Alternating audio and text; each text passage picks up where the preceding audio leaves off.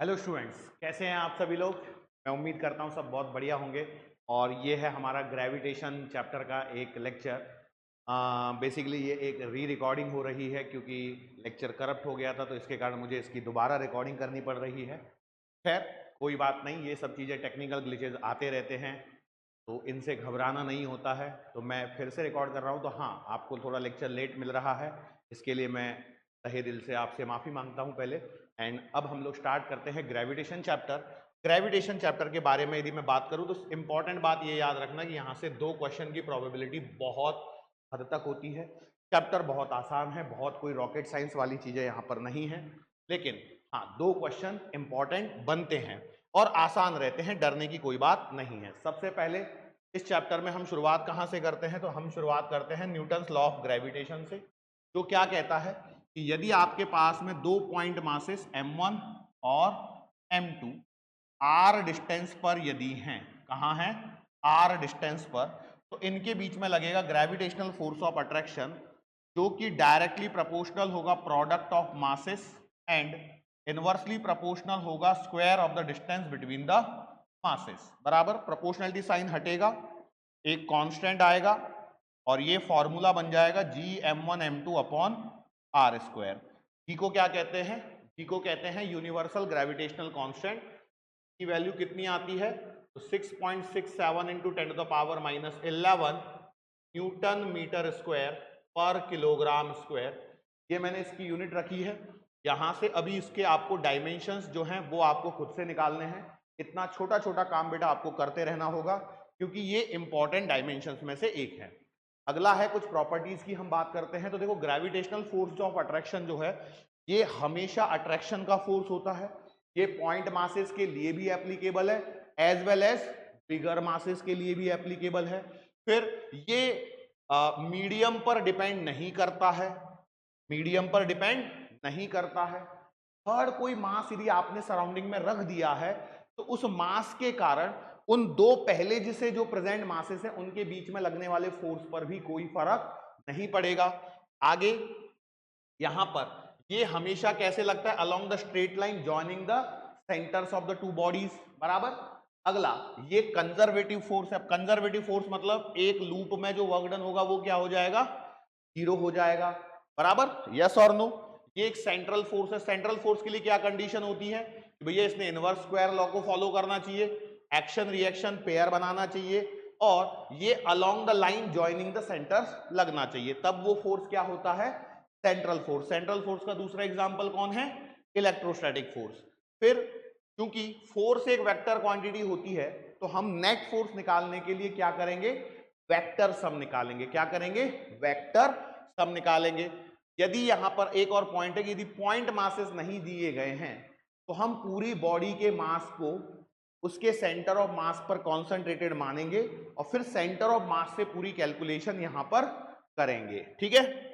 Now यहां पर पहला सवाल आ रहा है, काफी इंटरेस्टिंग सवाल है, आपने देखा भी होगा। क्या सवाल है, two identical solid copper spheres of radii capital R are placed in contact with each other, the gravitational attraction between is proportional to. तो देखो यहां पर क्या हो रहा है, ये एक आर रेडियस का कॉपर स्फीयर और दूसरा बेटा ये वाला आर रेडियस का कॉपर स्फीयर, दोनों को मैंने कांटेक्ट में रख दिया है।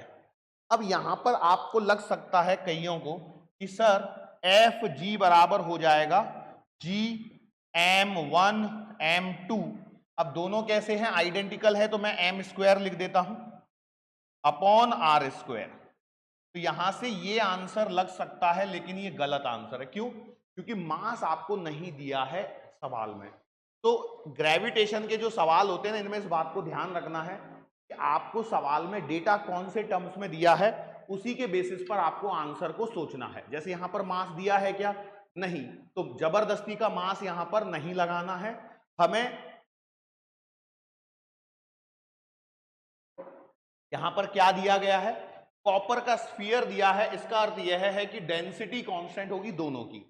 तो हमें इस टर्म्स में जाना है, तो mass will be equal to density into volume, that is density into 4/3 pi R cube.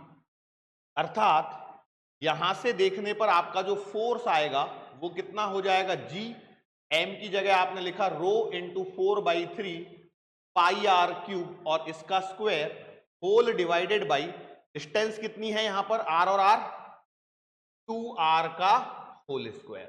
ठीक है, यस बिल्कुल। तो हमारे पास में से सॉल्व करके जो भी आंसर आएगा लेट इट बी, पर यहां से एफ जी जो प्रोपोर्शनल आएगा वो आएगा r की पावर 4, मतलब सही आंसर है ऑप्शन नंबर 3। ये कैलकुलेशन बिल्कुल हो सकता है आगे निकट भविष्य में कभी ये कैलकुलेशन पर ही सवाल पूछ ले। आगे बात करते हैं, अगला सवाल देखो क्या सवाल है। सवाल है two particles of equal mass go round a circle of radius R under the action of their mutual gravitational attraction, the speed of each particle is, हर पार्टिकल की स्पीड कितनी है। तो देखो यहां पर क्या हो रहा है, दो पार्टिकल है जिनका मास सेम है, मैंने बोला हाँ, ये मैंने दो पार्टिकल बना दिए। अब ये क्या हो रहा है ना, ये एक आर रेडियस के सर्कल में घूम रहे हैं, तो मैं सर्कल पहले बना लेता हूं फिर। अब देखो यदि ये सर्कल में घूम रहे हैं आर रेडियस के, तो देखो कहानी कैसे बनेगी। देखो एक पार्टिकल यदि मेरा यहां पर है m मास वाला, तो दूसरा पार्टिकल बराबर इसके अपोजिट में होगा क्या, बिल्कुल सही बात है, अरे यस और नो, हाँ होगा।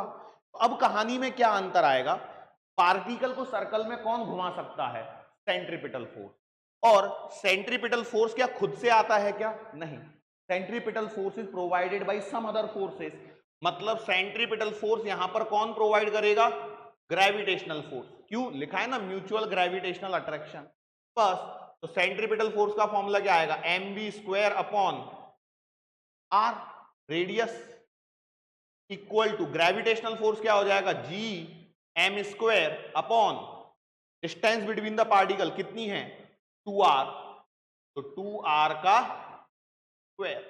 अब यहां पर इसे आप सॉल्व कीजिए तो क्या मिलेगा, देखो एक मास से एक मास कटेगा और एक आर से एक आर कटेगा, तो v² will be equal to g capital M upon 4r।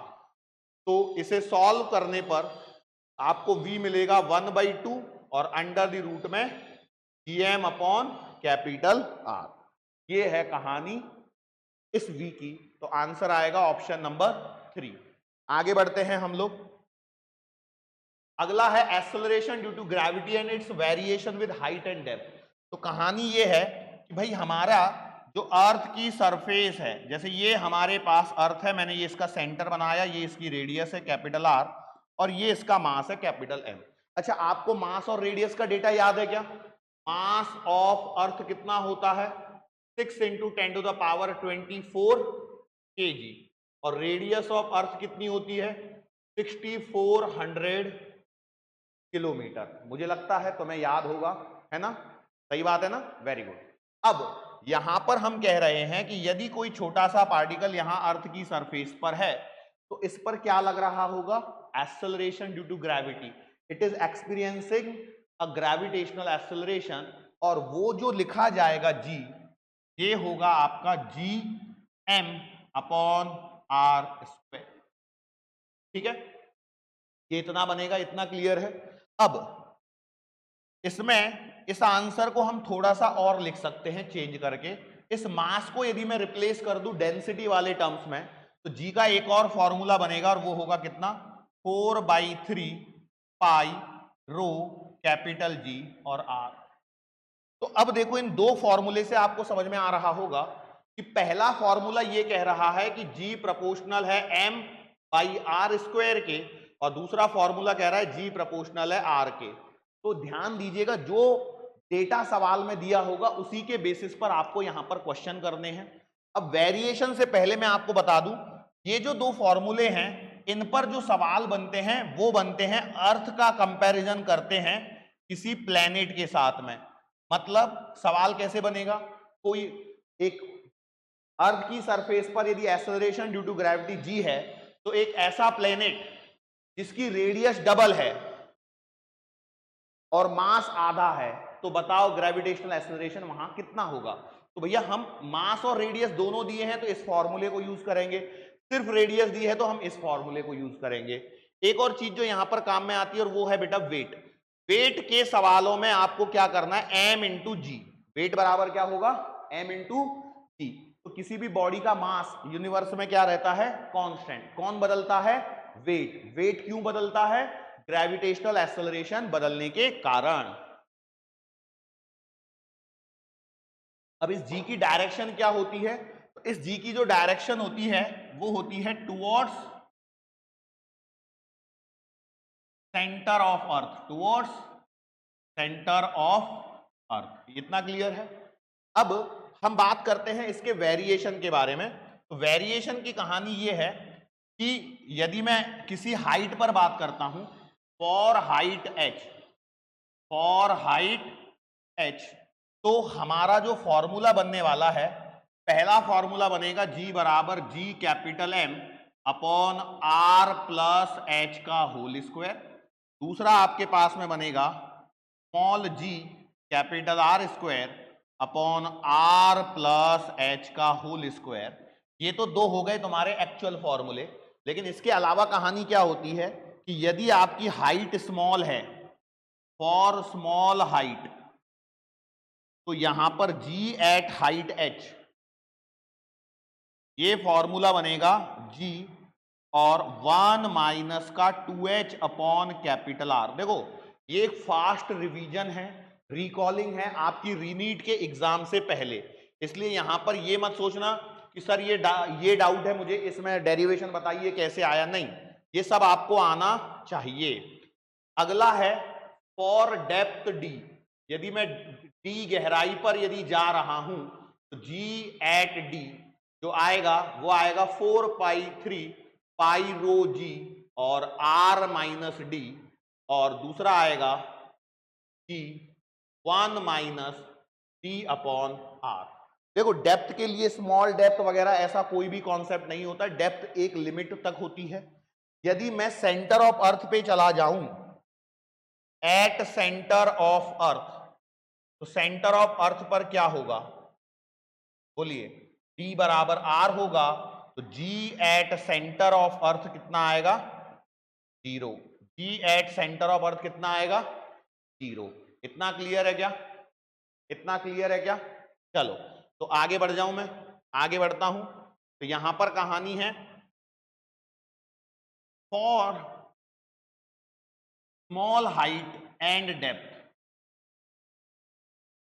मान के चलो यदि आपके पास में ऐसे बोला है कि यदि कोई ऐसी हाइट जहां पर GH बराबर यदि GD है तो D बराबर आएगा 2H।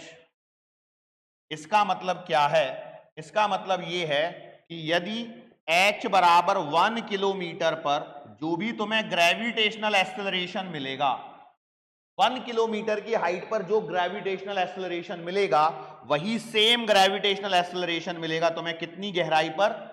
2 किलोमीटर की गहराई पर। d बराबर 2h, इस पर सवाल पूछा जा चुका है, आगे भी पूछे जा सकते हैं। देखो जो सवाल पूछे जा चुके हैं उन्हें कहीं ना कहीं वो मल्टी स्टेटमेंट में एडजस्ट करने की कोशिश कर सकते हैं। नाउ आगे यदि मैं बात करूं तो दूसरा जो पॉइंट है वो है बेटा इसके लैटिट्यूड वाला पॉइंट, जो कि है इफेक्ट ऑफ रोटेशन वाला पॉइंट। देखो ये क्या होती है? इक्वेटर होती है, ठीक है। अब मान के चलो यदि मैं यहां पर चाहता हूं कि यहां से लैम्बडा लैटिट्यूड पर कोई पॉइंट है, यहां पर यदि मुझे जी चाहिए तो ये जो जी एट लैम्बडा पोजीशन लिखा जाएगा वो लिखा जाएगा g minus omega square r cos square lambda. तो यहां से आप देखिए क्या कि जी एट पोल्स जो होगा वो होगा जी, और जी ऑन इक्वेटर होगा जी माइनस ओमेगा स्क्वायर आर। क्यों? इक्वेटर के लिए लैम्बडा 0 हो जाएगा, जाहिर सी बात है। अब एक और इंटरेस्टिंग चीज देखो, ये जो ओमेगा स्क्वायर आर है ना, इसको यदि मैं सॉल्व कर लूं, इसकी वैल्यू आती है 0.034 मीटर पर सेकेंड स्क्वायर, मतलब बहुत ज्यादा अंतर नहीं होता है। तो ग्रेविटेशनल एक्सेलरेशन की वैल्यू कहां ज्यादा है, पोल पे या इक्वेटर पे? तो पोल पे जी की वैल्यू ज्यादा है, इक्वेटर पे जी की वैल्यू कम है। क्या समझ में आ रहा है? बस बिल्कुल सब कुछ आपको याद होना चाहिए। नाउ देखो अब मैंने एक सवाल यहां पर दिया है, वैसे तो ये PYQ है, आप में से सबको आता ही होगा, शायद आंसर भी याद हो, लेकिन फिर भी हमें एज अ प्रैक्टिस करना है। सवाल क्या है a body weight 72 newton on the surface of earth. Earth की सरफेस पर कोई बॉडी का वेट कितना है? 72 न्यूटन। सवाल पूछा है what is gravitational force on it at a height equal to half the radius of earth. H बराबर r/2 पर इस पर ग्रेविटेशनल फोर्स कितना लगेगा? तो बेसिकली ध्यान दीजिए, आपने एनएलएम में पढ़ा होगा वेट की डेफिनेशन। वेट की डेफिनेशन क्या होती है? Weight is nothing but the gravitational force exerted by the earth on the body. बराबर, मतलब तुम्हें यहां पर वेट निकालना है और वेट के लिए ग्रेविटेशनल एक्सेलरेशन ही निकालना है। इतना क्लियर है क्या? सही बात है। मतलब तो आप देखिए जो जीएच के फॉर्मूले हैं वो वेट के टर्म्स में कैसे लिखे जाएंगे? Weight at height H will be equal to weight at surface into R square upon R plus H का होल स्क्वायर। चलो, तो किसी हाइट पर वेट निकालना है, सरफेस पर कितना है? 72 into R square upon R plus H कितना है? r/2 का होल स्क्वायर। इसे आपको करना है सॉल्व। तो कैसे हो जाएगा बेटा? r प्लस r/2 कितना आएगा? 3r/2 का स्क्वायर मतलब 9/4 आर स्क्वायर। यहां पर कैलकुलेशन कीजिए, आर स्क्वायर कटेगा, 9 8 72 8 चौक 32, 32 Newton is the correct answer. ये हमारा सवाल हो गया। फिर और आगे देखो, एक और सवाल दिया गया है। सवाल कैसा दिया गया है? The height at which the weight of the body becomes 1/16 of its weight on the surface। दिया क्या है? वेट एट हाइट दिया गया है 1/16 टाइम वेट ऑन सरफेस। तो आपको क्या बतानी है? हाइट बतानी है। तो सेम पैटर्न का सवाल है, तो कितना होगा? तो देखो, वेट एट हाइट को क्या लिख सकता हूं? Weight on surface into R square whole divided by R plus H का होल स्क्वायर बराबर 1/16 और वेट ऑन सरफेस। जनरली ये स्क्वायर नंबर्स ही लेते हैं यहां पर, ताकि आप इसमें स्क्वायर रूट ले सको। तो देखो, वेट ऑन सरफेस तो कैंसल आउट हो जाएगा, यहां पर आपको लेना है रूट। तो ये आएगा r upon R plus H बराबर 1/4। क्रॉस मल्टीप्लाई करेंगे, 4r इधर r प्लस एच, तो 4r इक्वल टू आया r प्लस एच। तो h कितना आएगा? 3r। क्वेश्चन समाप्त। बड़े ही आराम से हम कर सकते हैं इनको। चलो आगे देखिए क्या सवाल है।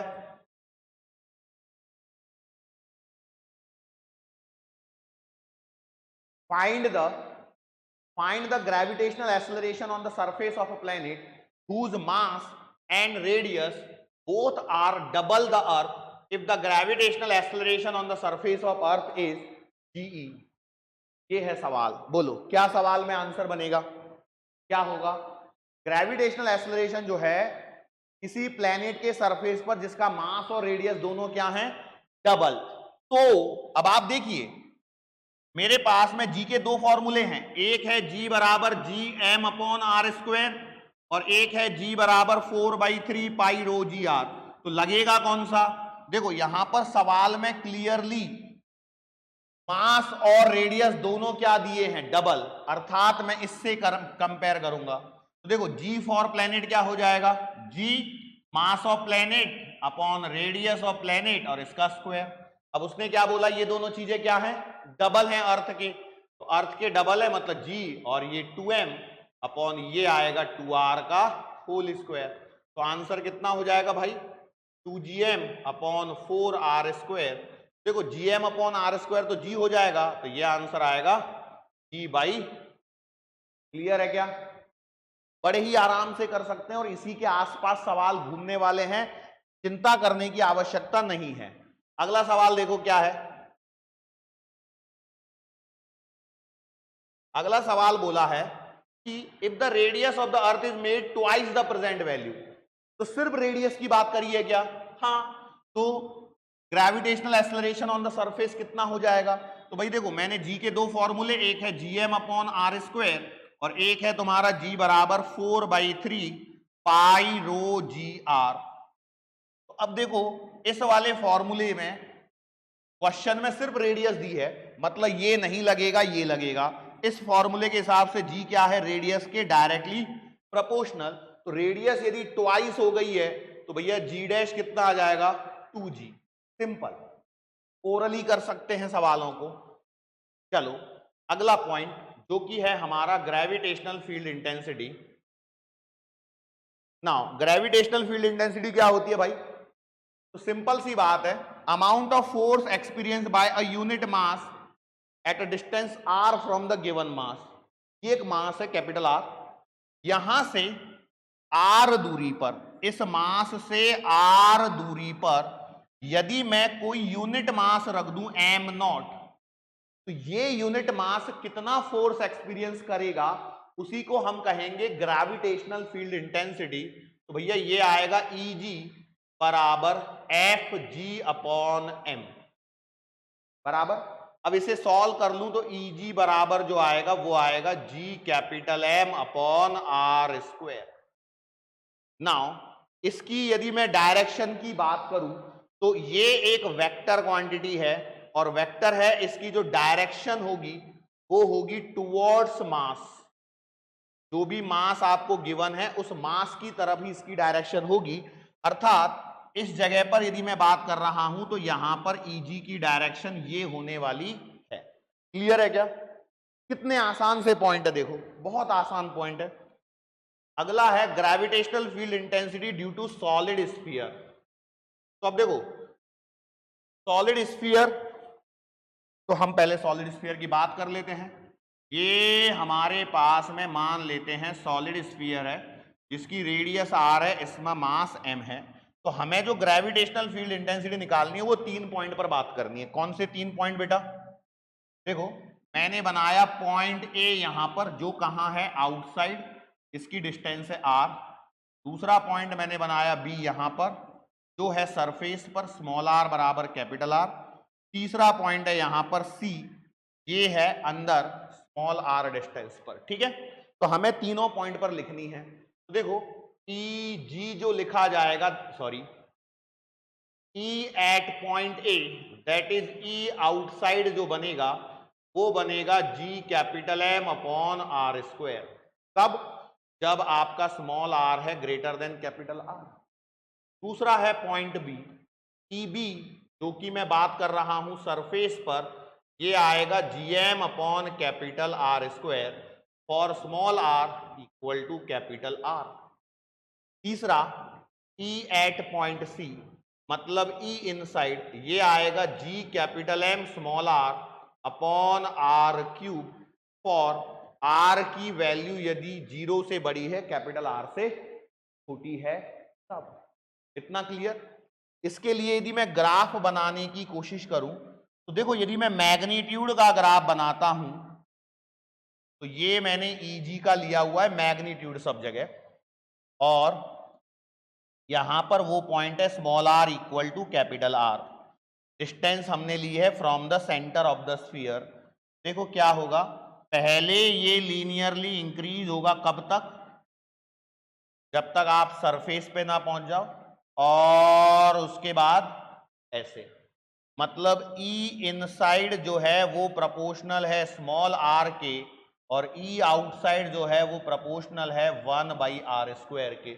अब यहां पर थियोरेटिकली इनको रिप्रेजेंट करके क्वेश्चन बनाए जा सकते हैं। आपने 25 के भी पेपर में या 24 के पेपर में भी देखा होगा, मैग्नेटिज्म से रिलेटेड क्वेश्चन बनाया था उन्होंने थियोरेटिकली। आगे भी बन सकते हैं। अगला है शेल। शेल का मतलब क्या होता है बेटा? शेल का मतलब होता है हॉलो स्फीयर। शेल का क्या मतलब होता है? Hollow sphere, hollow sphere. तो भैया हम हॉलो स्फीयर एक बना लेते हैं यहां पर। देखो ये कहानी फिर से वही, रेडियस है r, मास है कैपिटल M। हम फिर से कितने पॉइंट लेंगे? 3 पॉइंट। मैंने लिया यहां पर पॉइंट A, जो कहां पर है, स्मॉल r डिस्टेंस पर फ्रॉम द सेंटर। दूसरा पॉइंट मैंने लिया यहां पर पॉइंट B, जो कहां पर है, small R equal to capital R पर है। और तीसरा पॉइंट मैंने यहां लिया है अंदर सी, जो सेंटर से स्मॉल आर डिस्टेंस पर है।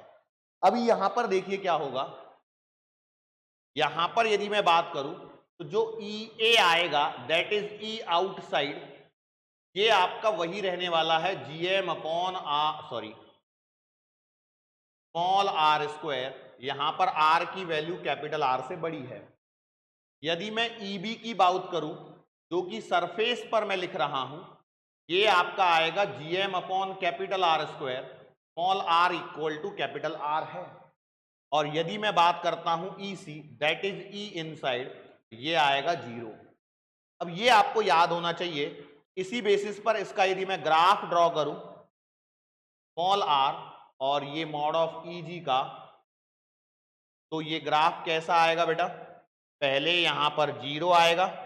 कब तक, जब तक आपका स्मॉल आर बराबर कैपिटल आर नहीं हो जाता, और उसके बाद ये कुछ ऐसे आएगा। ठीक है। यदि इसमें वेक्टर लगा दिया जाए तो वेक्टर लगाने के बाद क्या करना है, टेक द मिरर इमेज, इसकी मिरर इमेज लेनी है, इसको नीचे डाल देना है। इसको क्या कर देना है, नीचे डाल देना है, यदि वेक्टर लगा के तुमसे सवाल यहां पर पूछा जाए तो। ठीक है। अब मैक्सिमम यही चीजें यहां पर पूछने वाले हैं। अब देखो मैंने एक सवाल और यहां पर दिया, सवाल देखो क्या है। ये सवाल कोई डिफिकल्ट नहीं है, बस थोड़ा सा क्या है, नीट में हमें समय कम मिलता है, उसके बेसिस पर देखा जाए तो थोड़े से लेंदी है। ठीक है। मैं मेरी साइड पे पूरी कोशिश कर रहा हूं। देखो लेक्चर दोबारा रिकॉर्ड हो रहा है, लेकिन कंटेंट में कोई कमी नहीं होने वाली है। ऐसा नहीं करूंगा कि मैंने सुबह क्लास में जो चीजें पढ़ाई थी उनको अब नहीं पढ़ाऊंगा, नहीं। जो चीजें मैंने सुबह क्लास में पढ़ाई थी वो सारी चीजें मैं फिर से रिकॉर्ड कर रहा हूं, क्योंकि पीपीटी वही है, पीपीटी में कोई चेंज नहीं है। क्योंकि पीपीटी में कोई चेंज नहीं है, इसलिए सारी चीजें वही सेम टू सेम आपको भी बताने वाला हूं।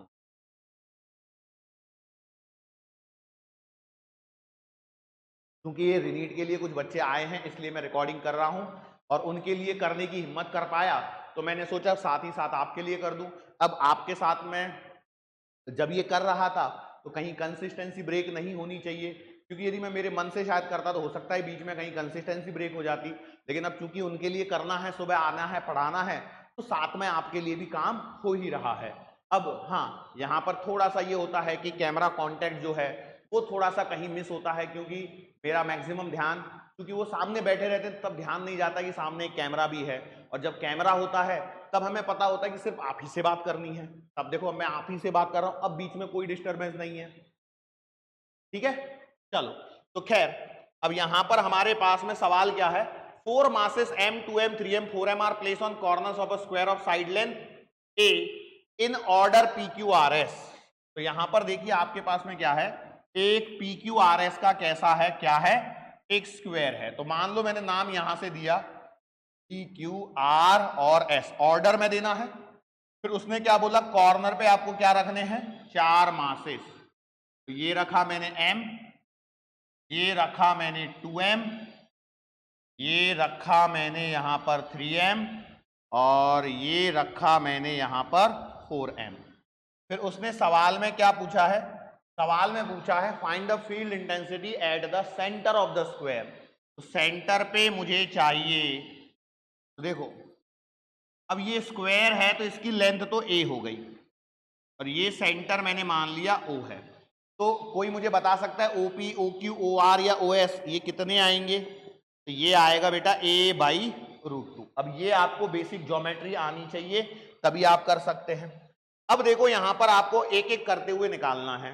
तो भैया O पर P के कारण जो इंटेंसिटी है, यदि मैं EP लिख दूं तो EP कितना आएगा, GM अपॉन a/√2 का स्क्वायर।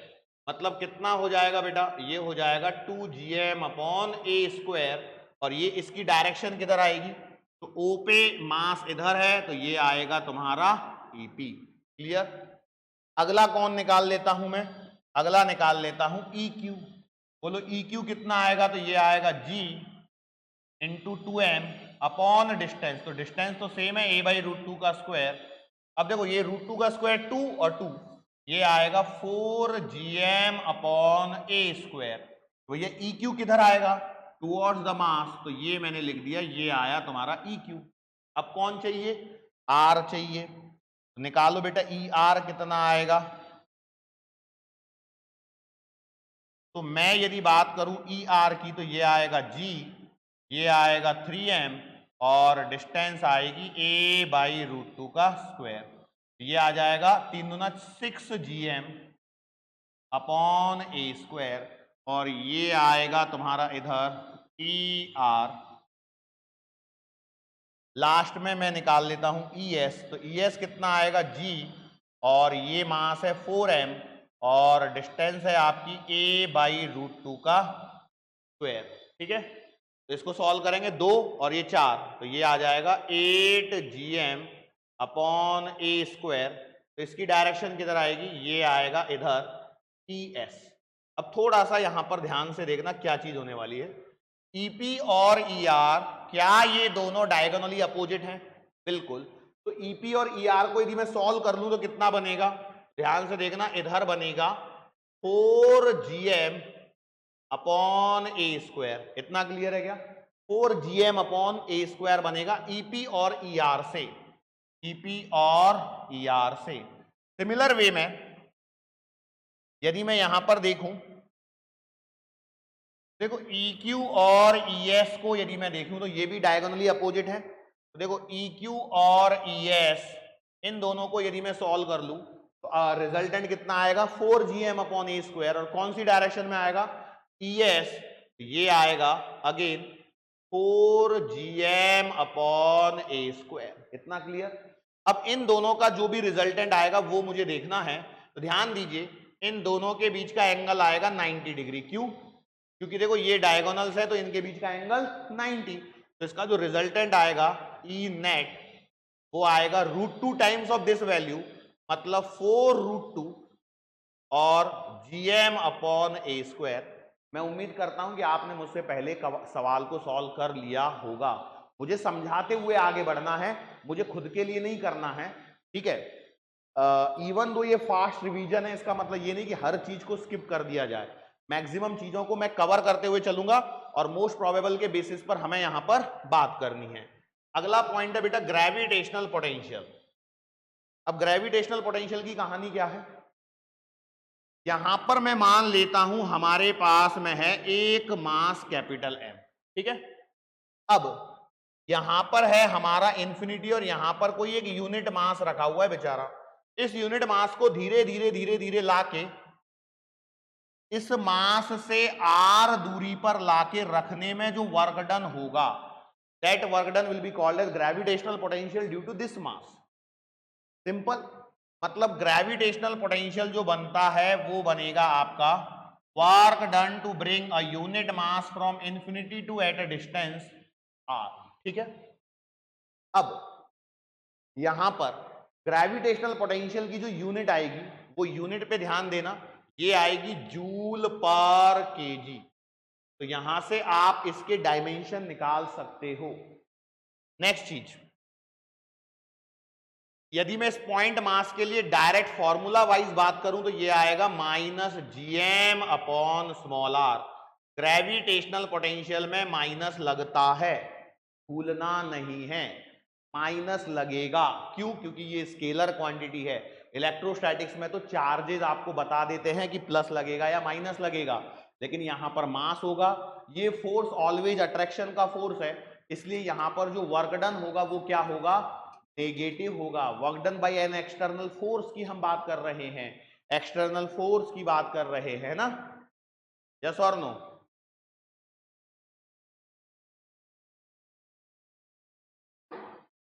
चलो आगे बढ़ते हैं। तो अब यहां पर फिर से आ गए हमारे पास कौन? अब स्फीयर के कारण तो मैं क्या लिखना है? पोटेंशियल। तो देखो फिर से वही कहानी बनेगी। तो मैं यहां पर ले रहा हूं, ये है हमारा एक r रेडियस का m मास का सॉलिड स्फीयर। तो हम यहां पर फिर से पॉइंट बनाएंगे। यहां पर मैंने बना दिया, मान लेते हैं पॉइंट A, जो कि है यहां पर स्मॉल r डिस्टेंस पर। दूसरा पॉइंट मैंने बनाया सरफेस पर, जो है small r equal to capital R पर।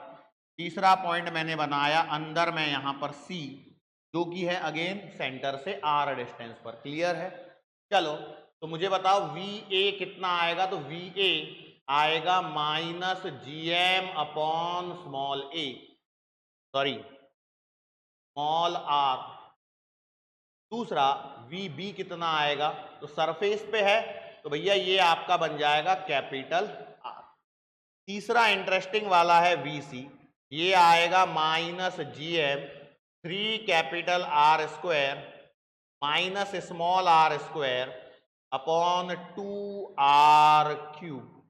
अब ये सब आपको रटे रटाए याद होने चाहिए।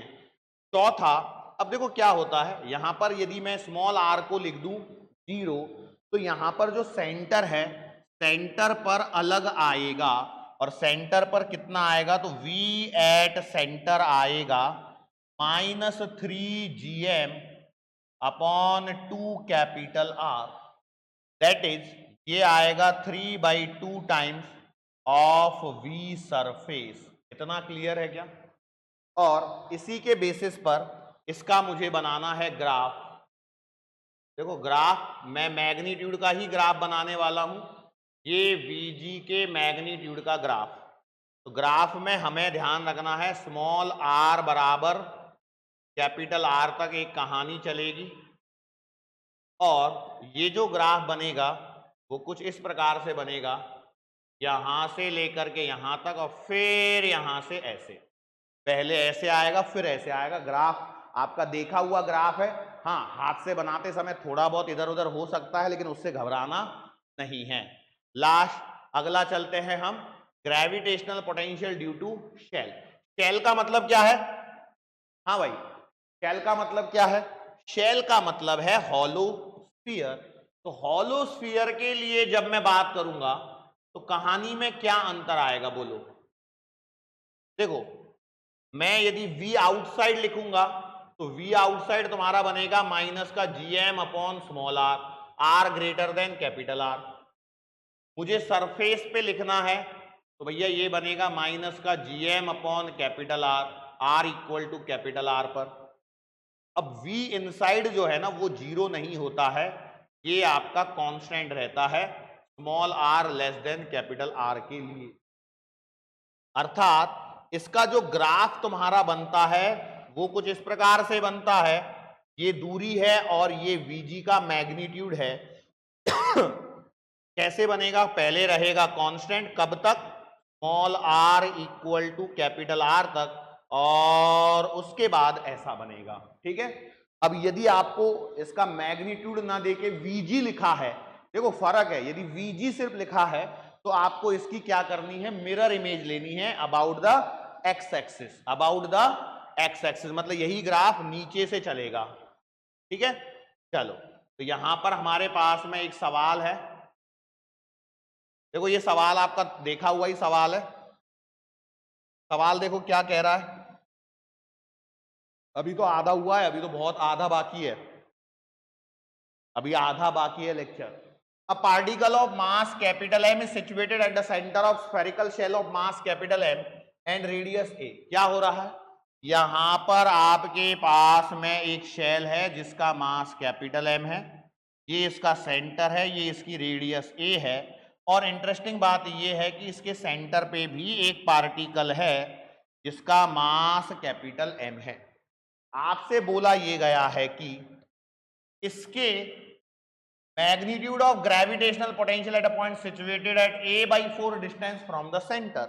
तो सेंटर से यहां पर एक पॉइंट है ये r बराबर a/4 डिस्टेंस पर, यहां पर तुम्हें निकालना है ग्रेविटेशनल पोटेंशियल।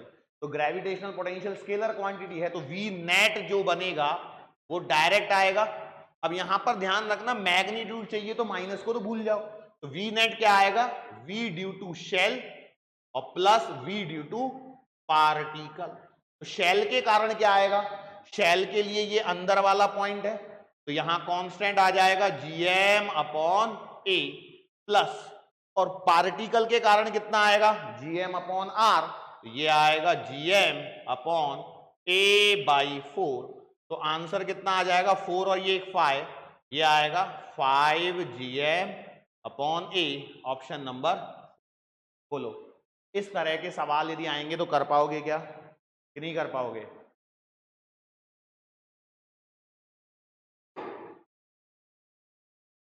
आई होप कर पाओगे। अगला है ग्रेविटेशनल फील्ड और ग्रेविटेशनल पोटेंशियल में आपको निकालना है रिलेशन। तो रिलेशन आपको याद ही होंगे, क्या रिलेशन आता है? ये आता है E वेक्टर बराबर माइनस dv बाई dr। मतलब यदि v जो है तुम्हारा एक्स वाई जेड का फंक्शन है तो E कितना लिखेंगे? Minus dv by dr। That is E vector will be equal to minus times डबा v बाई डबा x आई कैप प्लस डबा v बाई डबा y जे कैप प्लस डबा v बाई डबा z के कैप। ये हम अभी कुछ दिन पहले भी कर चुके हैं क्या? हाँ, वही कहानी यहां पर रिपीट है। बोलो क्लियर है क्या?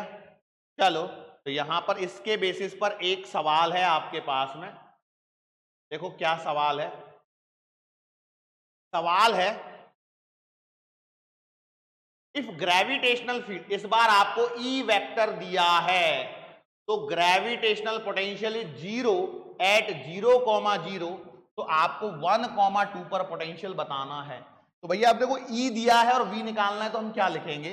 हम लिखेंगे v final minus v initial बराबर minus times integration E vector dot d r vector. इसको सॉल्व करने पर हमारे पास बनेगा v final minus v initial बराबर minus times integration ex dx, x1 से x फाइनल, x इनिशियल से x final plus integration e y dy, y initial से y फाइनल और plus E z d z. लेकिन मुझे यहां पर जरूरत नहीं है क्योंकि आई कैप और जे कैप तक ही दिया हुआ है। ठीक है, चलो तो बस वैल्यू पुट करो। तो v फाइनल मतलब v एट 1,2 माइनस 0 माइनस, अब ध्यान से देखिएगा, इंटीग्रेशन dx कितना है? तो ये है तुम्हारा माइनस 2x dx। अब x की लिमिट देखो, ये 0 से लेकर के ये 1 तक, तो ये लगेंगी 0 से 1 तक प्लस इंटीग्रेशन ई वाई, तो ये है माइनस का 3y² और dy, y की लिमिट 0 से 2 तक। बस ये लिमिट में गलती मत कर देना। पता कई बार बच्चे क्या करते हैं, ये 0 से 0 की यहां लगा देते हैं और ये 1 से 2 की यहां लगा देते हैं, अलग ही लेवल की दुनिया में मिस्टेक करते हैं, वो तुम ना करो। अब इसको यदि मुझे आगे सॉल्व करना है तो मुझे क्या दिखाई दे रहा है? देखो v एट 1,2, ये 0 तो हट गया, ये माइनस जब अंदर मल्टीप्लाई होगा तो सब प्लस हो जाएंगे। आगे देखो 2x का इंटीग्रेशन आएगा x² अपॉन 2 और यहां पर लिमिट लगेंगी 0 से लेकर के 1 तक प्लस ये माइनस माइनस ऑलरेडी प्लस हो चुका है 3 और y² का इंटीग्रेशन आएगा y³ अपॉन 3 और लिमिट आएगी 0 से 2 तक। इसको सॉल्व करना है, ध्यान दीजिए, 2 से कटेगा 2, 3 से कटेगा 3, तो v एट 1,2 कितना बचेगा? v at 1,2 will be equal to x² मतलब 1 माइनस 0 प्लस 2³ मतलब 8 माइनस 0। सॉल्व करने पर यह आंसर आएगा 9 और वोल्ट आएगा क्या? नहीं, जूल पर केजी। अभी मैंने बताया था थोड़ी देर पहले, याद है कि भूलभाल गए? हाँ भाई, याद है या भूलभाल गए? आई होप याद है। चलो अगला है ग्रेविटेशनल पोटेंशियल एनर्जी। तो ग्रेविटेशनल पोटेंशियल एनर्जी क्या होती है? तो भैया अनंत से लेकर के मासेस को आओ और एक जगह पर ले जा करके रख दो। तो जैसे मैंने m1 और m2 को अनंत से लेकर आया और इनको इस प्रकार से रखा कि इनके बीच की दूरी r है, तो जो ग्रेविटेशनल पोटेंशियल एनर्जी बनेगी वो बनेगी minus gm1 m2 upon r12। अब ये याद रखना भाई, इसमें सबके साथ में पेयरिंग करनी होती है। अब 2 से ज्यादा हैं तो भैया हर एक को पेयरिंग में लेना है। जैसे मान लो यहां पर M1 है, यहां पर M2 है और यहां पर M3 है। अब जो यू नेट आएगा वो आएगा, माइनस तो लगना ही है, ध्यान रखना, तो माइनस बाहर लगा देता हूं, जी M1 M2 upon R12 plus 1 का 2 के साथ पेयर हो गया। अब 1 का बनाओ 3 के साथ, M1 M3 अपॉन R13। अब कौन रह गया, अब 2 का पेयरिंग चालू करेंगे। 2 का 1 के साथ ऑलरेडी हो चुका है, तो 2 किसके साथ बनाएगा, 3 के साथ। यह आएगा जी M2 M3 अपॉन R23 और यहां पर खत्म हो जाएगा क्योंकि 2 की सबके साथ हो चुकी है, 3 की सबके साथ ऑलरेडी पेयरिंग हो चुकी है। इतना क्लियर है, इतना क्लियर है। तो अब देखो gravitational potential energy of earth particle system. तो अब देखो अर्थ पार्टिकल सिस्टम के लिए कहानी क्या बनेगी, सिंपल। यदि ये हमारी अर्थ है, इसका मास m है, रेडियस r है, और यदि इसके सरफेस पर कोई पार्टिकल यहां पर रखा है m मास का, तो एक अर्थ पार्टिकल सिस्टम बन गया। इसके लिए ग्रेविटेशनल पोटेंशियल एनर्जी क्या बनेगी, ये बनेगी minus G capital M small m upon capital R। Simple चीजें हैं। लेकिन अगला पॉइंट देखो, अब मैंने यहां पर क्या लिखा है, change in gravitational potential energy for earth particle system. अब ये जो पॉइंट दिया है उसका रीजन क्या है, देखो कहानी ये है, मान के चलो ये तुम्हारी अर्थ हो गई, अर्थ की रेडियस r हो गई, मास m हो गया। अब मैं क्या करता हूं, एक पार्टिकल जो अर्थ की सरफेस पे इनिशियली यहां पर था उसे मैं यहां पर लेके जा रहा हूं फाइनली कितनी हाइट पर बेटा, h हाइट पर। तो इसकी पोटेंशियल एनर्जी में क्या चेंज आएगा, ये हमारा सवाल है। देखो पहली बात, Q इनिशियल कितनी आएगी, तो ये आएगी minus G capital M small m upon capital R। और U फाइनल कितनी आएगी, तो फाइनल आएगी minus G capital M small m upon, अब डिस्टेंस कितनी है, अब डिस्टेंस है R प्लस। तो मुझे क्या चाहिए बेटा, मुझे चाहिए चेंज। तो चेंज का मतलब डेल्टा U, मतलब आएगा U final minus U initial.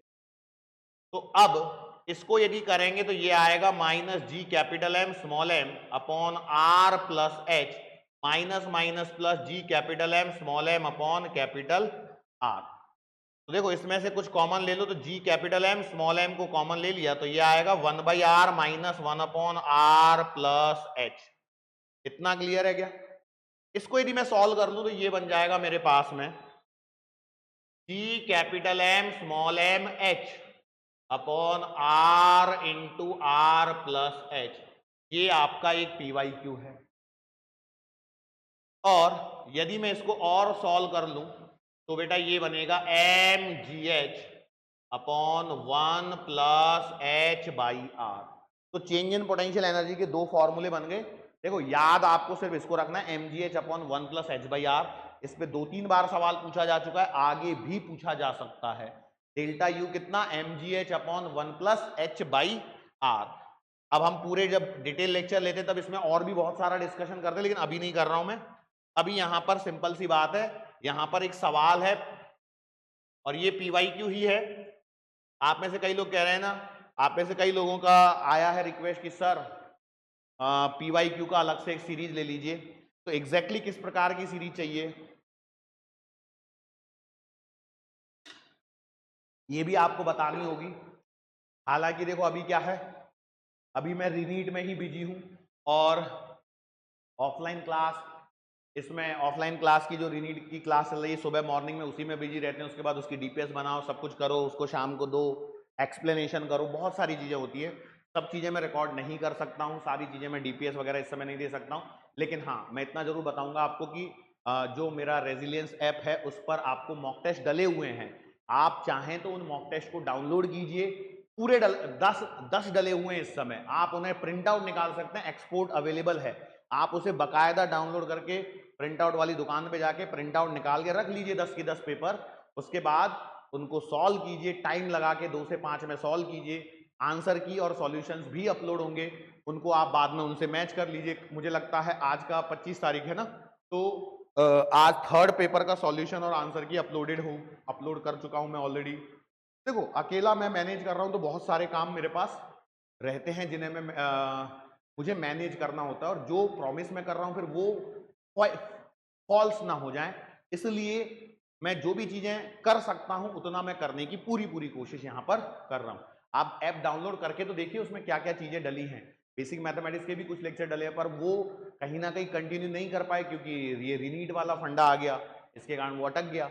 लेकिन अब ठीक है, जो भी है अभी आपको ही कर रहे हैं। देखो क्या सवाल है, the work done to raise a mass m from surface of earth to a height h which is equal to radius of the earth. भैया देखो वर्क डन किसके बराबर होगा, change in potential energy, that is mgh upon 1 plus h by r। बोलो कितना हो जाएगा, ये आएगा mg और h की जगह r, 1 plus r by r। कितना हो जाएगा, mgr तो ऊपर और नीचे 1 प्लस 1 2, तो your answer is mgr by, कर लिया, बराबर है। अगला है ऑर्बिटल वेलोसिटी। अब ऑर्बिटल वेलोसिटी का क्या होता है भाई, ऑर्बिटल वेलोसिटी है तुम्हारी सैटेलाइट की वेलोसिटी किसी भी ऑर्बिट में। तो अब मैं इसमें सीधा सीधा फॉर्मूला लिखता हूं, तो ऑर्बिटल वेलोसिटी का फॉर्मूला आएगा under the root of G capital M upon R. ये orbital velocity, sorry capital R आएगा, स्मॉल आर आएगा यहां पर। यदि मैं नियर द अर्थ सरफेस बात करूं, near the earth surface, near the earth surface, तो ये ऑर्बिटल वेलोसिटी बन जाएगी under the root of G capital M upon capital R. ये स्मॉल आर आपको पता है ना क्या है, ये स्मॉल आर जो है वो आर प्लस एच होता है, रेडियस प्लस हाइट, ठीक है। अब इसी फॉर्मूले को हम थोड़ा सा यदि एडजस्ट कर दें तो ऑर्बिटल वेलोसिटी का एक और फॉर्मूला आएगा आर और under the root of 4/3 pi rho capital, और इसी को थोड़ा सा और एडजस्ट कर दें तो ये बनता है under the root of G R, और अर्थ के केस में इसकी वैल्यू आती है कुछ 8.1 किलोमीटर पर सेकेंड, अप्रोक्सीमेटली 8 किलोमीटर पर सेकेंड में यहां पर लिख देता हूं।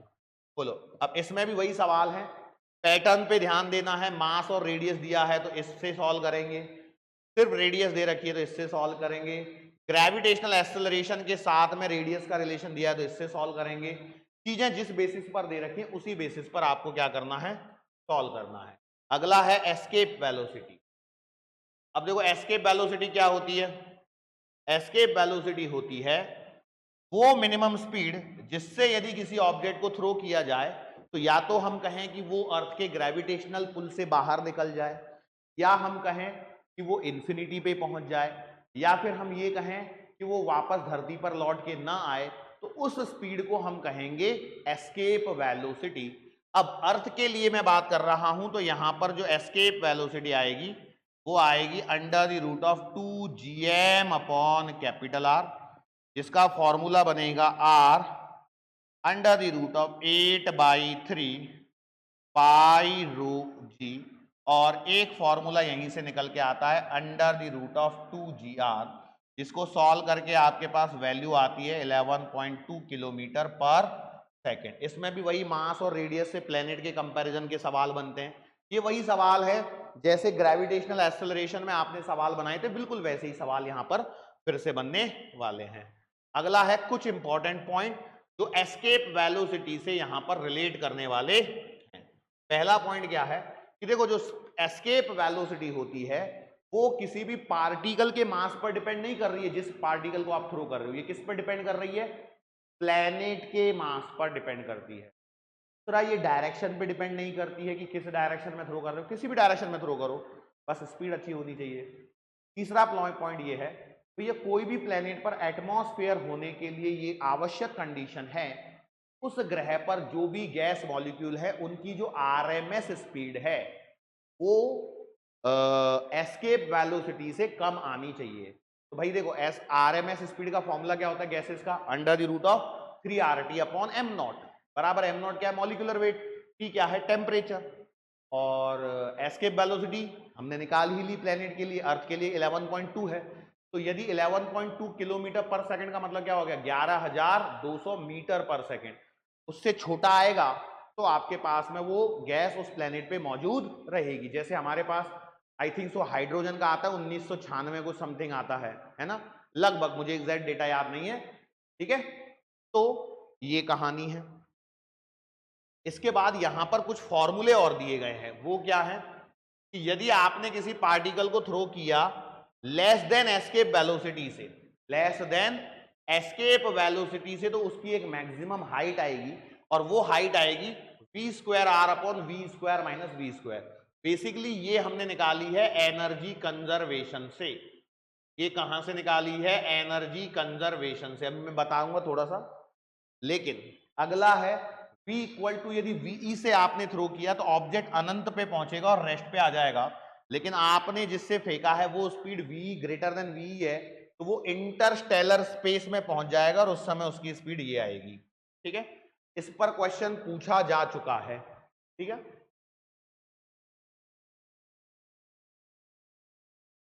एनर्जी कंजर्वेशन के बारे में मैं बात कर रहा था। तो देखो ये है तुम्हारी, मान लेते हैं अर्थ, रेडियस r, स्मॉल m। कहानी ये है, जैसे आपने यहां से किसी पार्टिकल को फेंका तो ये इनिशियल और ये हो गई फाइनल। तो आप क्या करते हो यहां पर, देखो इस जगह पर इनिशियल पे काइनेटिक एनर्जी भी होगी और प्लस पोटेंशियल पे भी होगी।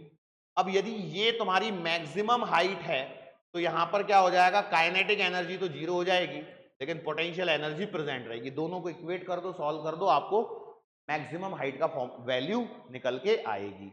अब यहां पर आपके सामने एक सवाल है, उस सवाल को पहले देख लो बेटा, क्या सवाल है।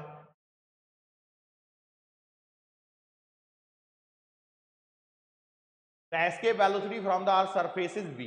Escape velocity from the surface of another planet having radius 4 times that of Earth and same mass density. तो भैया देखो एस्केप वेलोसिटी डायरेक्टली प्रोपोर्शनल है रेडियस के। कब, जब रेडियस और मीन डेंसिटी के बारे में बात कर रहा है। सीधा सीधा आंसर हो जाएगा 4v, सीधा सीधा आंसर हो जाएगा 4v। अगला देखो, ये इस तरह का सवाल आपने देखा होगा, नीट का ही पीवाईक्यू है, उसमें बस मैंने डेटा पुट किया है। क्या सवाल है बेटा, a particle of mass m is projected with a velocity v बराबर 0.5 ve from the surface of earth, तो मैक्सिमम हाइट कितनी आएगी। अब देखो भाई ये h मैक्सिमम जो आएगा वो आएगा v²r अपॉन ve² माइनस का v²। अब यहाँ पे अचानक से मशीन चलने लग गई है, उसकी भी शायद आवाज आपको बीच बीच में आ रही होगी। अब क्या है ना कि ये अनकंट्रोलेबल चीजें हैं। यहां पर अभी क्या साइलेंस स्टूडियो नहीं है, ये क्लासरूम है और क्लासरूम में के अंदर से ही रिकॉर्डिंग हो रही है। तो v²r और ये v² माइनस r, तो देखो v की जगह देखो 0.5, तो मैंने रखा 0.5 v का स्क्वायर इंटू r अपॉन ये आएगा ve का स्क्वायर माइनस 0.5 और ve का स्क्वायर।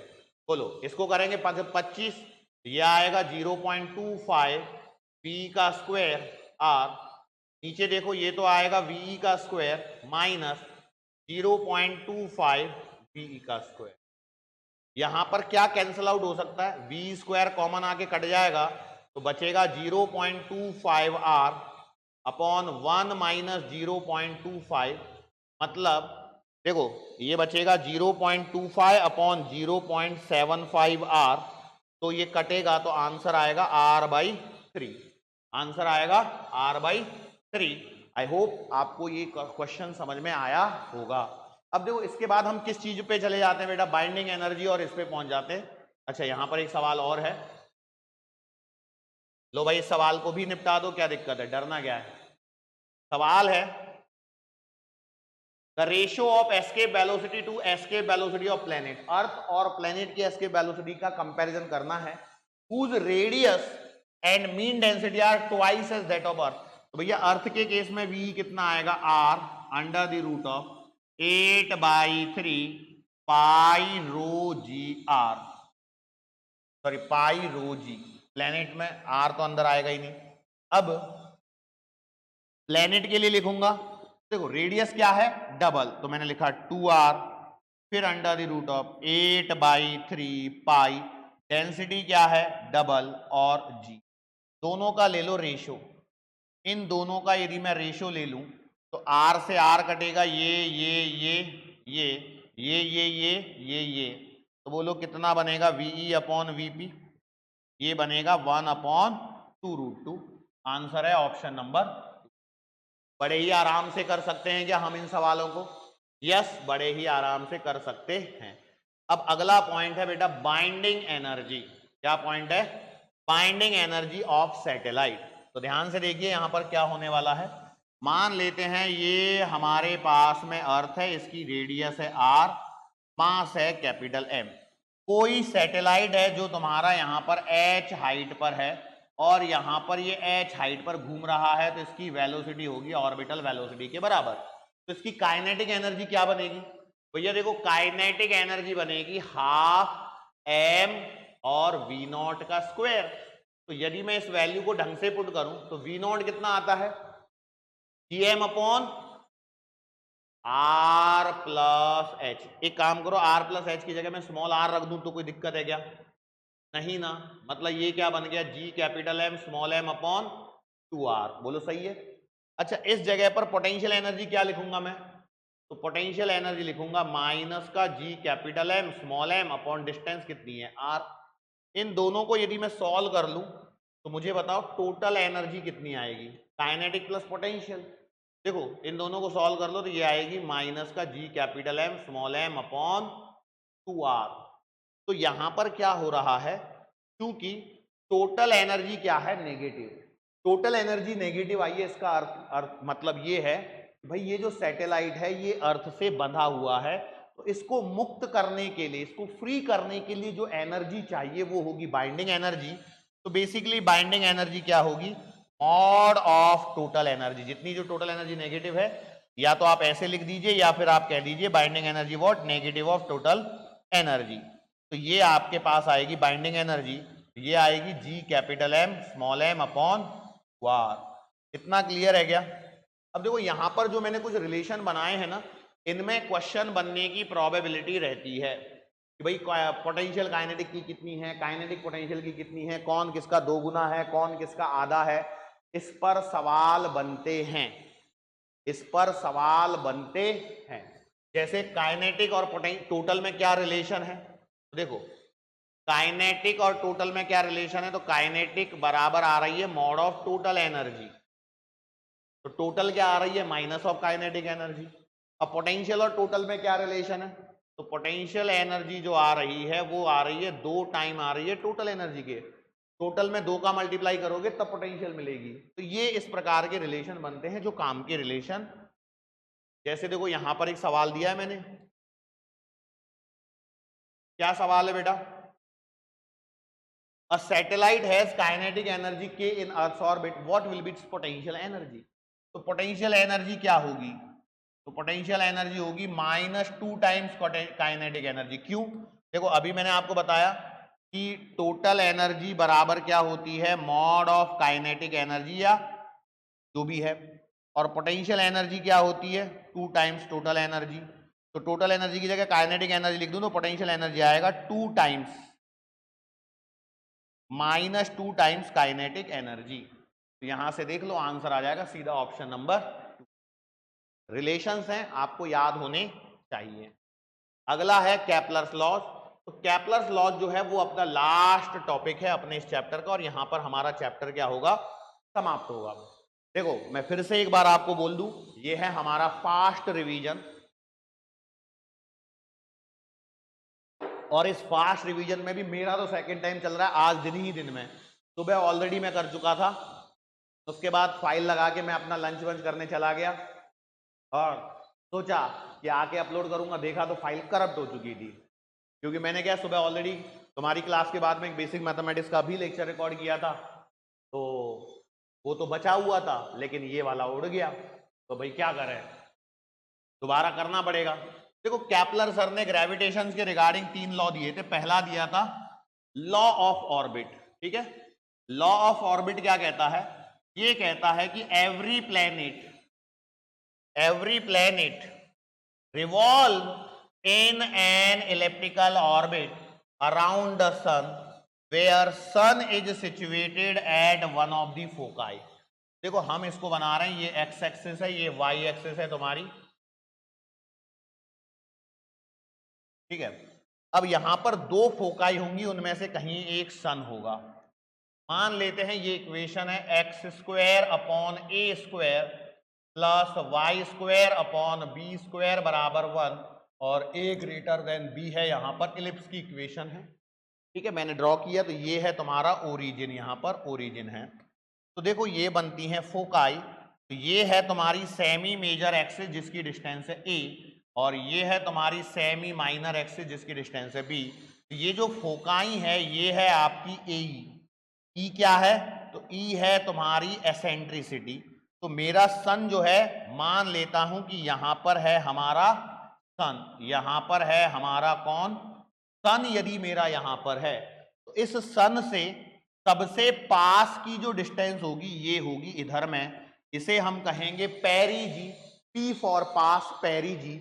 और सबसे दूर जो पॉइंट होगा वो ये वाला होगा, इसे हम ए कहेंगे, ए फॉर एपोजी, ठीक है। और इस डिस्टेंस को हम कहेंगे एपिहेलियन, लॉ ऑफ ऑर्बिट। दूसरा है तुम्हारे पास में law of area. Law of area क्या कहता है, मैं अगले पेज पे बना रहा हूं। लॉ ऑफ एरिया ये कहता है if a radius vector is drawn from sun to planet it sweeps equal area in equal interval of time. मतलब ये कहता है कि जो एरियल वेलोसिटी होती है प्लैनेट की वो क्या होगी, कांस्टेंट। मतलब dA बाई dt क्या होगा, कांस्टेंट। मतलब A1 अपॉन T1 बराबर होगा A2 अपॉन T2। और ये जो है ये बेस्ड है तुम्हारा, ये जो लॉ है, ये लॉ जो बेस्ड है वो है एंगुलर मोमेंटम कंजर्वेशन पर। एंगुलर मोमेंटम कंजर्वेशन के कॉन्सेप्ट से हमारे पास यहां निकल के आता है m1 v1 r1 बराबर m2 v2 r2। अब देखो, अब प्लेनेट के लिए या सैटेलाइट के लिए मास तो कांस्टेंट होगा ना, एक ही बॉडी होगी, तो यहां पर तुम्हारा बन गया v1 r1 बराबर v2 r2। तो यहां से v1 upon v2 will be equal to r2 upon r1, या ये कहिए v इनवर्सली प्रोपोर्शनल होगा r के। मतलब r ज्यादा तो v कम। तो इसका अर्थ यह है कि जो स्पीड है वे पेरीजी पे ज्यादा होगी, एपोजी पे कम होगी। क्यों, बिकॉज rp जो है वो छोटा है ra से। इसकी स्पीड क्या होती है ये भी शायद आपको पता होगा, आप में से कईयों को ये नहीं पता है। Vp जो आएगी वो आएगी under the root of gm upon a 1 plus e upon 1 minus e, और Va कितना आता है gm upon a 1 minus e upon 1 plus e, ठीक है। ये कहानी है, आई होप तुम्हें पता है। तीसरा है तुम्हारा क्या, law of time period, law of period. ये कहता है square of the period is directly proportional to semi major axial distance. A क्या है यहां पर, सेमी मेजर एक्सियल डिस्टेंस है। ए क्या है, सेमी मेजर एक्सियल और डिस्टेंस, याद रखना। इसके बाद हमारे पास में सर्कुलर ऑर्बिट के लिए टाइम पीरियड आता है, टाइम पीरियड ऑफ सैटेलाइट, जो हम निकालते हैं किसके लिए, सर्कुलर ऑर्बिट के लिए। सर्कुलर ऑर्बिट के लिए किसके लिए बात कर रहा हूं, फॉर सर्कुलर ऑर्बिट। तो भैया देखो सर्कुलर ऑर्बिट के लिए टाइम पीरियड क्या हो जाएगा, 2 pi R upon orbital velocity. इसको पुट करोगे तो ये आएगा 2 pi under the root of G M और स्मॉल आर की पावर 3/2। ये तब वैलिड है जब तुम्हारा ग्रेविटेशनल फोर्स प्रोपोर्शनल होगा 1/r² के, तो ये बनेगा। इसको स्क्वायर कर दूं तो ये आएगा टी स्क्वायर बराबर 4 पाई स्क्वायर अपॉन जी कैपिटल एम और आर क्यूब, अर्थात टी स्क्वायर प्रोपोर्शनल हो गया आर क्यूब के। अब ये सारा डेटा ये तुम्हें पता है, ये कब है? जब तुम्हारा ग्रेविटेशनल फोर्स प्रोपोर्शनल है 1 बाई आर की पावर 2 के, अदरवाइज नहीं, अदरवाइज नहीं। एफ जी प्रोपोर्शनल है यदि 1 बाई आर की पावर एन के, तो टाइम पीरियड प्रोपोर्शनल होगा आर की पावर एन प्लस 1 बाई 2 के। आर की पावर एन प्लस 1 बाई, ये कंडीशन है, क्लास में भी हम बताते हैं, आपने भी पढ़ी होगी। अब देखो यहां पर एक सवाल दिया गया है, देखो सवाल किस तरह के, बेसिक सवाल है, इसमें कोई रॉकेट साइंस नहीं है। A satellite A of mass small m is at a distance r from the surface of Earth. Another satellite B of mass 2m is at a distance of 2r from, अच्छा 2r distance from Earth surface. Actually यहाँ पे centre नहीं होना चाहिए, ये surface ही होना चाहिए, क्योंकि पहला सरफेस है तो दूसरा भी सरफेस ही होगा। Here time periods are in the ratio. तो भैया देखो t प्रोपोर्शनल था r की पावर 3/2 के, तो t अपॉन टी डैश बराबर पहली डिस्टेंस है r, दूसरी डिस्टेंस है 2r, पूरे की पावर है 3/। अब यहां पर इंटरेस्टिंग चीज देखना, ये जो मास है ना, ये मास से मुझे कोई लेना देना नहीं है, सैटेलाइट के मास पर टाइम पीरियड डिपेंड नहीं करता है।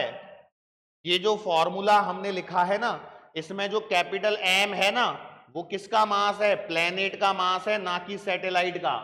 सैटेलाइट का मास तो हम स्मॉल एम ले रहे हैं, ये कैपिटल एम लिखा है। तो ये छोटा सा पॉइंट ध्यान रखना, इसको सॉल्व करेंगे तो ये आएगा 1/2√2। आंसर है ऑप्शन नंबर 4। ठीक है, एक और सवाल देखो, ये रहा, ये PYQ है, एज इट इज किया हुआ होगा तुम्हारा, काफी लंबा चौड़ा सा PYQ लिखा हुआ है। Kepler's third law states that square of period of revolution of a planet around the sun is proportional to third power of average distance r between the sun and planet, that is t square। उसने बोला है t square बराबर k r cube.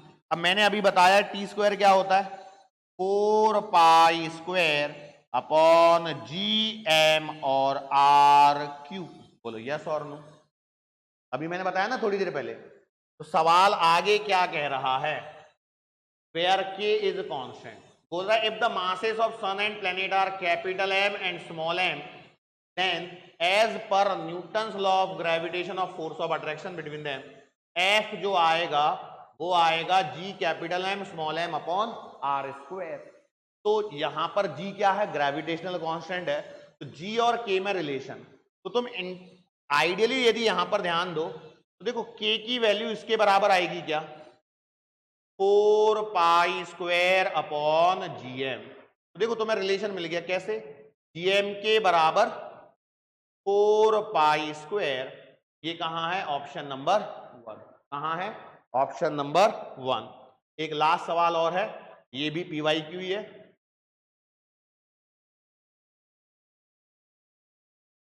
अब देखो ये तो सीधा सीधा आंसर है, क्या सवाल है, सवाल ये कह रहा है a planet moving along an elliptical orbit is closest to sun at a distance r1 and farthest at distance r2 if v1 and v2 are the linear velocities at these point। तो v1 पे, v1 speed है r1 पे और v2 speed है r2 पे, तो भैया relation ratio, तो v1 अपॉन v2 क्या होगा, तो ये होगा r2 upon r1। Angular momentum conservation, v1 r1 बराबर v2 r2, तो v1 अपॉन v2 पूछा है तो ये आएगा r2 अपॉन r1। जल्दबाजी में गलती मत कर देना, ठीक है। ये था हमारा लास्ट स्लाइड, पूरी खाली है, यही लास्ट सवाल मैंने करवाया था सुबह के भी क्लास में, और आपको भी मैंने यही करवाया है। हाँ, थोड़ा सा अंतर जरूर आया है, और वो अंतर ये आया है कि अभी जो हमारा लेक्चर है लगभग 1.25 घंटे में कंप्लीट हुआ है। सुबह थोड़ा सा ज़्यादा टाइम लगा था क्योंकि इंटरेक्शन वाला टाइम भी होता है, उनको कुछ लिखने के लिए भी कुछ पॉइंट्स उनको नहीं पता होते हैं, जैसे पैरी जी एपो जी पे नहीं पता था उनको, तो जरूरी नहीं ना हर बच्चे को हर चीज़ पता हो। कई बार पढ़ाई होती है, कोई क्लासेस मिस कर देते हैं बच्चे, ऑफलाइन वाले थे, अलग अलग क्लासेस में जो पढ़ रहे थे बच्चे, लेकिन सब बोरिया बिस्तर समेट के घर आ चुके थे जहाँ पर मैं अभी इस समय हूँ, और आ गए रिनीट के लिए। मैं बोला चलो ठीक है बैठो भाई, क्या दिक्कत है। उनको देख के मेरे को भी मोटिवेशन आ गई, चलो मैं भी रीनीट के लिए रिकॉर्डिंग कर ही देता हूँ। वैसे तो नीट के टाइम पे हम क्रैश कोर्स नहीं ले पाए थे, तो मैं तो घूम ही रहा था आजकल, कहाँ पे कोई लॉन्ग वेकेशन पे था, तो लॉन्ग वेकेशन को कंप्लीट करके फिर मैंने यहाँ पे आया, तो इस जगह पर मैं अभी ऑफलाइन ले रहा हूँ, तो सोचा कि चलो आप लोगों के लिए कुछ कर दिया जाए, है ना। तो ये मैंने आप लोगों के लिए सेशन रिकॉर्ड कर रहा हूँ, मेहनत कर रहा हूँ जितना मेरे से हो सकता है। अकेला हूँ तो अकेले के बेसिस पर जितना मैं संभव है मैक्सिमम चीज़ें आपको देने की कोशिश कर रहा हूँ। साथ में आप अपना हमारा रेजिलियंस का ऐप भी आप एक बार डाउनलोड करके देखिए, डाउनलोड कीजिए, और उसमें जो चीज़ें दी गई हैं, अभी तो देखो क्या है, फ्री बेसिक मैथमेटिक्स के लेक्चर फ्री डले हुए हैं। ये रीनीट के जो लेक्चर चल रहे हैं वो मेनली यूट्यूब पे आ रहे हैं, ऐप पर भी जा रहे हैं, क्योंकि देखो यूट्यूब तो बाद में यूट्यूब के लेक्चर बाद में मिलते हैं नहीं मिलते हैं, ये भी एक सवाल होता है, लेकिन ऐप पर वो डले रहेंगे। उसके बाद में अगला क्या है, आपको फ्री मॉक टेस्ट डले हुए हैं, 10 मॉक टेस्ट मैं डाल चुका हूँ ऑलरेडी। हाँ, वो पीडीएफ फॉर्मेट में है, मेरे पास में पेपर आए थे, मैंने उनको स्कैन करके डाला है, उन्हें आप डाउनलोड करके आप सीधा प्रिंट निकाल के सॉल्व कीजिए, और आंसर की और सॉल्यूशन भी अवेलेबल है, वो भी डल जाएंगे, डोंट वरी। जितनी मदद मेरे एंड पे हो सकती है उतनी मदद मैं आप लोगों को करने की कोशिश यहाँ पर इस समय कर रहा हूँ। इस समय जो आपको सपोर्ट चाहिए उतना मैं करने की पूरी कोशिश कर रहा हूँ। हाँ, पीवाईक्यू वगैरह पे उस पर भी मैं काम करूंगा, लेकिन अभी जो मेरे सामने काम है पहले मैं उसको फिनिश कर लेता हूँ, ठीक है। चलो, तो आज यहीं रुकते हैं बेटा, उम्मीद करता हूँ आगे ऐसी फिर से प्रॉब्लम ना हो कि लेक्चर में ग्लिच वगैरह आ जाए, तो ठीक है, तो यहीं रुकते हैं। Thank you so